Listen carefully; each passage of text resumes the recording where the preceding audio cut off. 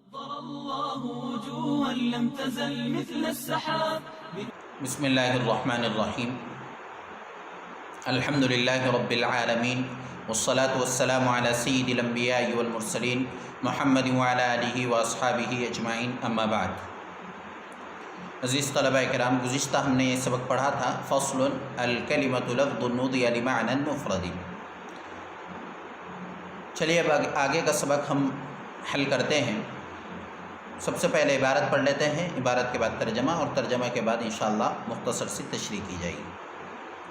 وَهِيَ مُنْحَصِرَةٌ فِي ثَلَاثَةِ أَقْسَامٍ اسم وفعل وحرف. وَهِيَ مُنْحَصِرَةٌ فِي ثَلَاثَةِ أَقْسَامٍ اسم وفعل وحرف لأنها إما أن لا تدل على معنى في نفسها وهو الحرف، أو تدل على معنى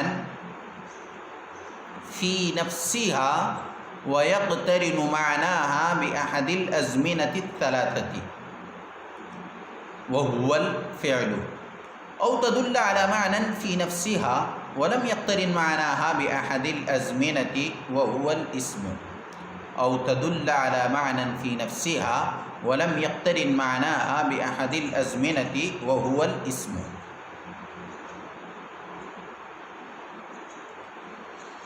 وهي منحصرة في ثلاثة أقسام. ترجمہ سنیں عبارت کے ساتھ. اور وہ منحصر ہے تین قسموں اسم، فعل اور حرف میں. اور وہ منحصر ہے تین قسموں اسم، فعل اور حرف میں. لأنها اس لیے کہ وہ اما یا تو اللہ تدل علی معنی فی نفسها دلالت نہیں کرے گا علی معنی ایسے معنی پر فی نفسها جو اس کی ذات میں ہو. علی معنی فی نفسها ایسے معنی پر جو اس کی ذات میں ہو. اس لیے کہ وہ یا تو لا تدل دلالت نہیں کرے گا علی معنی ایسے معنی پر فی نفسها جو اس کی ذات میں ہو. وہو الحرف، اور وہ حرف ہے. او تدل علی معنی، یا وہ دلالت کرے گا. او تدل یہاں تھا دلالت نہیں کرے گا، اور یہاں پر ہے دلالت کرے گا. او تدل علی معنی، یا دلالت کرے گا علی معنی ایسے معنی پر فی نفسها جو اس کی ذات میں ہو. فی نفسها جو اس کی ذات میں ہو. ویقترن معناها، اور اس کا معنی بأحد الازمنة الثلاثة تینوں زمانوں میں سے کسی ایک کے ساتھ یقترن ملا ہوا ہوگا. ترجمہ کریں گے درا حالے کہ اس کا معنی تینوں زمانوں میں سے کسی ایک کے ساتھ ملا ہوا ہوگا. وَيَقْتَرِنُ مَعْنَاهَا بِأَحَدِ الْأَزْمِنَةِ الثَّلَاثَةِ، اور وہ دلالت کرے گا ایسے معنی پر جو اس کی ذات میں ہو، اس حال میں کہ اس کا معنی تینوں زمانوں میں سے کسی ایک کے ساتھ ملا ہوا ہوگا. وَهُوَ الْفِعْلُ، اور وہ فعل ہے. وَهُوَ الْفِعْلُ، اور وہ فعل ہے. أَوْ تَدُلَّ عَلَى مَعْنًى فِي نَفْسِهَا، یا وہ دلالت کرے گا ایسے معنی پر جو اس کی ذات میں ہو. وَلَمْ يَقْتَرِنْ مَعْنَاهَا، درا حالے کہ اس کا معنی ملا ہوا نہ ہوگا بِأَحَدِ الْأَزْمِنَةِ زمانوں میں سے کسی زمانے کے ساتھ. وَهُوَ الْاسْمُ، اور وہ اسم ہے. دوبارہ ترجمہ دیکھیں. او تدل علی معنی فی نفسها، یا وہ دلالت کرے گا علی معنی ایسے معنی پر فی نفسها جو اس کی ذات میں ہو. ولم یقترن معناها بأحد الازمنة، درا حالے کہ اس کا معنی تینوں زمانوں میں سے کسی کے ساتھ ملا ہوا نہ ہوگا. وہو الاسم، اور وہ اسم ہے.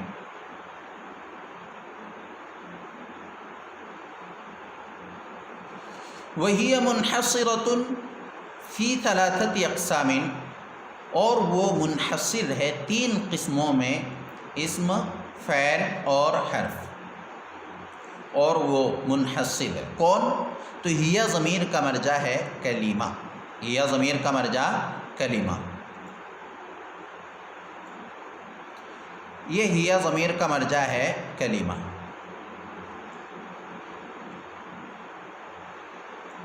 अल कलिमतु लफ्ज़ुन उदिया लिमानन मुफ़रदिन में हमने जो पढ़ा है, तो हिया ज़मीर का मर्जा कलिमा, और वो मुनहसिर है। कौन? और वो मुनहसिर है। कौन मुनहसिर है? कलिमा मुनहसिर है फ़ी सलासति अक़सामिन, 3 किस्मों में।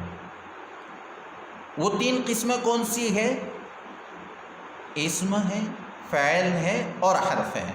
तो इसी से हमें पता चला, इसी से हमें समझ में आया कि कलिमे की 3 किस्में हैं, इस्म, फ़ैल और हर्फ। यहाँ से मुसन्निफ़ रहमतुल्लाह अलैह ने एक दावा पेश किया है कि कलिमे की 3 किस्में हैं, और कलिमे की कौन सी 3 किस्में हैं उसको भी ख़ुद मुसन्निफ़ रहमतुल्लाह अलैह ने बयान फरमाया कि कलिमे की 3 किस्म इस्म, फ़ैल और हर्फ है। अब यहाँ से दलील हस्र बयान फरमा रहे हैं कि 3 ही किस्में क्यों है। पहले दावा कि 3 किस्में हैं, अब क्यों 3 किस्में हैं उसकी दलील बयान फरमा रहे हैं। लिअन्नहा इम्मा अल्ला तदुल्ला अला मानन फ़ी नफ्सिहा के ज़रिए से। उससे पहले मैं आपको यहाँ पर एक छोटा सा नक्शा बतलाकर इसको आगे समझाने की कोशिश करता हूँ। वही मुनहसिरतुन फ़ी सलासति अक़सामिन, और वो 3 किस्मों में मुनहसिर है, इस्म और फ़ैल और हर्फ। ये देखिए, कलिमा है, कलिमे की 3 किस्में हैं, नंबर 1 इस्म, नंबर 2 फ़ैल और नंबर 3 हर्फ। यही वहाँ पर हम पढ़ रहे हैं इसी को, वही मुनहसिरतुन फ़ी सलासति अक़सामिन, और वो 3 किस्मों में मुनहसिर हैं। वो 3 किस्में क्या है? इस्म, फ़ैल और हर्फ। अब दलील हस्र समझने के लिए किताब में हमने इबारत पढ़ चुके हैं, इसलिए यहाँ समझना हमारे लिए और भी आसान होगा। देखिए, ये कलिमा है, कलिमे की 3 किस्में हमने पढ़ी, और ये मुसन्निफ़ रहमतुल्लाह अलैह ने भी दावा किया वही मुनहसिरतुन फ़ी सलासति अक़सामिन, कि वो 3 किस्मों में मुनहसिर है, इस्म, फ़ैल और हर्फ। अब कैसे?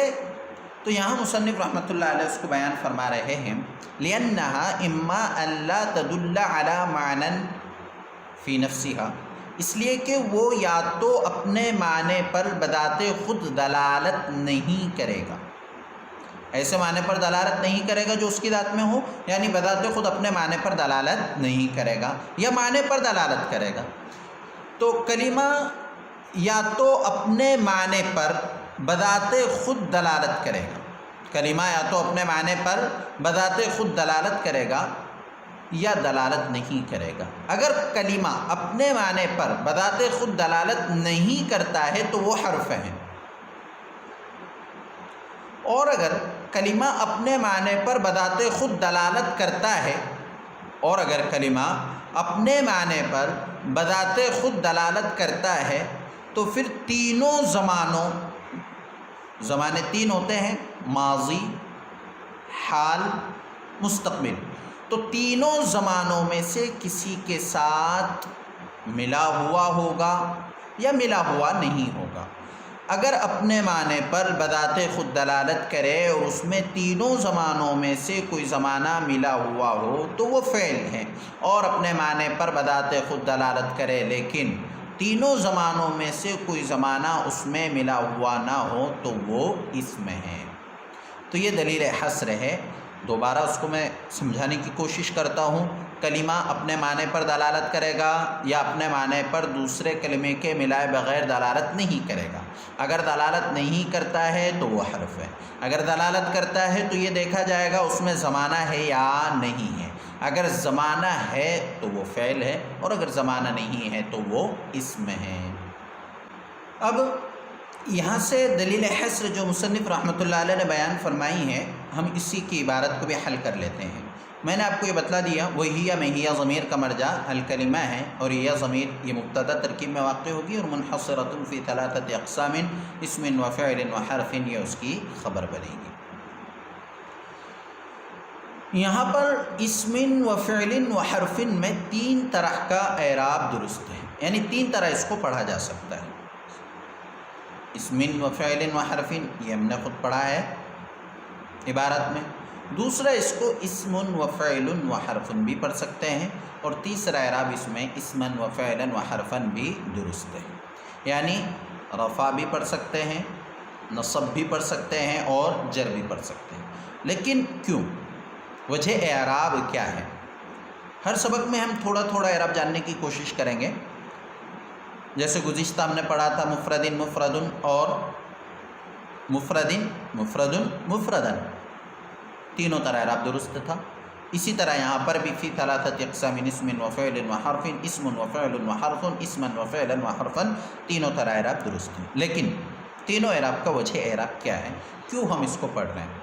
تو اگر ہم اس کو اسم و فعل و حرف پڑھتے ہیں جیسا کہ عبارت میں ہم نے پڑھا ہے، تو یہ بدل ہوگا ثلاثتی اقسام سے، اور مبدل منہ اور بدل کا اعراب آپ قواعد النحو میں علم النحو میں پڑھ چکے ہیں کہ جو اعراب مطبوع کا ہوتا ہے وہی اعراب تابع کا ہوتا ہے، اور مبدل منہ یعنی جس سے بدل ہو وہ مطبوع ہے، اور جو بدل ہو اس کو تابع کہتے ہیں۔ لہذا ثلاثت اقسام یہ مبدل منہ ہے، اور اسم و فعل و حرف یہ اس کا بدل ہے، تابع۔ تو اعراب یہاں پر جر پڑھیں گے، ترجمہ اس صورت میں ہوگا، اور وہ منحصر ہے 3 قسموں اسم، فعل اور حرف میں، اور یہ اعراب آسان بھی ہے، اس لیے کہ مبدل منہ یہاں موجود ہے، کسی کو حذف وغیرہ ماننے کی ضرورت بھی نہیں ہے۔ دوسرا اعراب اسم و فعل و حرف، یعنی رفع پڑھیں گے، اور رفع کیوں پڑھیں گے؟ تو مبتدا محذوف کی خبر ہونے کی وجہ سے، مبتدا محذوف کی خبر ہونے کی وجہ سے مبتدا کیا محذوف ہوگا؟ وَهِيَ مُنْحَصِرَةٌ فِي ثَلَاثَةِ اقسام، اور وہ 3 قسموں میں منحصر ہے، ان میں سے ایک اسم ہے، ان میں کا دوسرا فعل ہے، ان میں سے تیسرا حرف ہے۔ آپ نے ترجمہ سنا، مبتدا کا میں نے یہاں ترجمہ کیا، اسی سے عبارت بھی نکل جائے گی، احدھا اسم، ان میں سے ایک اسم ہے، تو احدھا یہ مبتدا محذوف ہوگا، وثانیہا، ثانیہا یہ مبتدا یہاں محذوف ہوگا، وثالثھا اور ان میں کا تیسرا حرف ہے ثالثھا، یہاں مبتدا محذوف ہوگا۔ تو مرفوع پڑھنے کی صورت میں مبتدا محذوف ماننا ہوگا، اور ترجمہ ہوگا ان میں کا ایک، ان میں کا دوسرا، اور ان میں کا تیسرا۔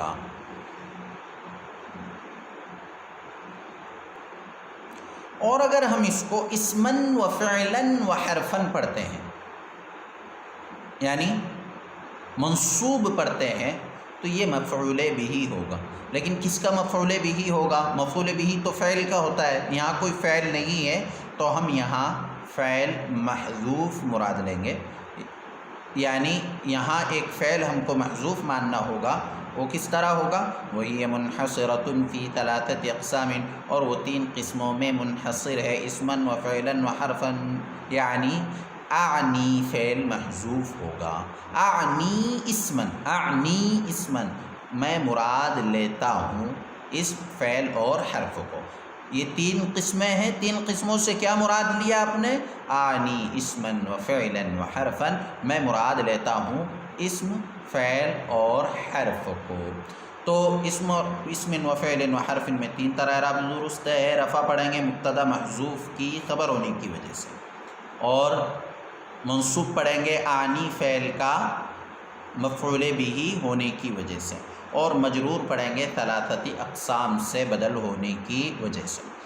اچھا، ایک چیز یہاں نوٹ کر لیجئے کہ یہ عبارت صرف ہدایت النو کی اس عبارت کے لیے نہیں ہے، بلکہ ہر جگہ جہاں پر بھی اس طرح اگر کوئی آتا ہے کہ اس کی دو قسمیں ہیں، کیا دو قسمیں ہیں؟ وہ دو قسمیں یا تو اس سے بدل ہوگی یا ان کا مبتدا محذوف ہوگا یا وہ آنی فعل کا مفعول بھی بنے گا۔ المیاہ علی ثلاثۃ اقسام، پانی کی 3 قسمیں ہیں۔ المیاہ علی 7 اقسام، پانی کی 7 قسمیں ہیں۔ ماء ماء ماء، اس طرح اس کو ہم پڑھ سکتے ہیں، تینوں طرح اعراب درست ہوگا۔ یا تو اس کو مبتدا کے خبر بنائیں گے، مبتدا محذوف ہوگا، یا مفعول بھی ہوگا اور مفعول بھی آنی فعل کا ہوگا، اور تیسری صورت یہ ہے کہ ہم اس کو اسی سے بدل بنا لیں گے۔ اب لِأَنَّهَا إِمَّا أَلَّا تَدُلَّ عَلَى مَعْنًى فِي نَفْسِهَا، لِأَنَّهَا یہاں سے میں نے آپ کو پہلے بھی بتلایا کہ دلیل حصر بیان کی جا رہی ہے۔ لِأَنَّهَا، ہاں ضمیر کا مرجع الکلمۃ ہے، اس لیے کہ وہ کون؟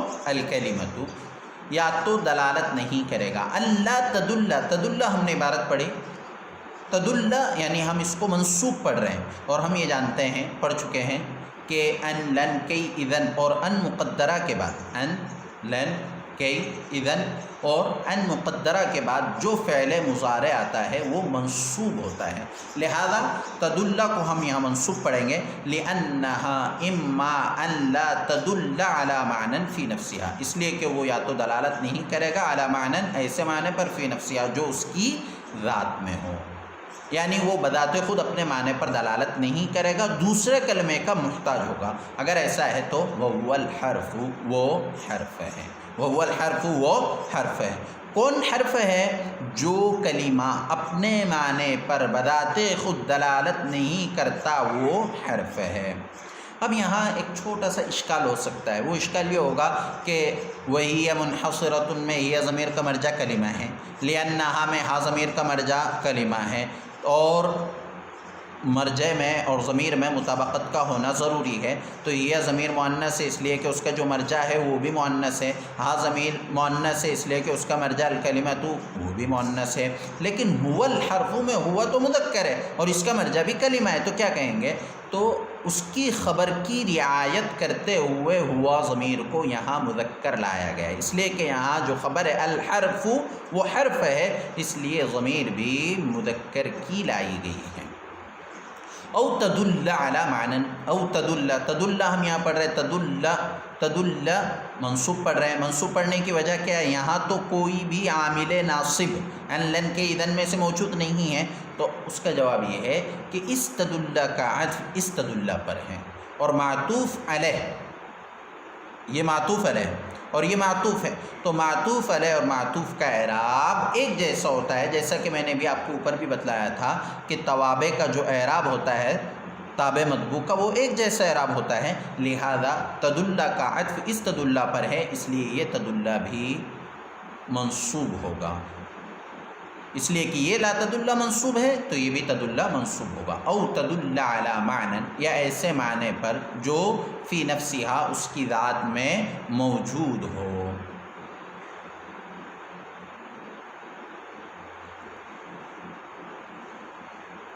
فی نفسها ویقترن معناها، ویقترن معناها بأحد الازمنة الثلاثة، بذات خود اپنے معنی پر دلالت کرے لیکن اس میں تینوں زمانوں میں سے کوئی ایک زمانہ ملا ہوا ہو۔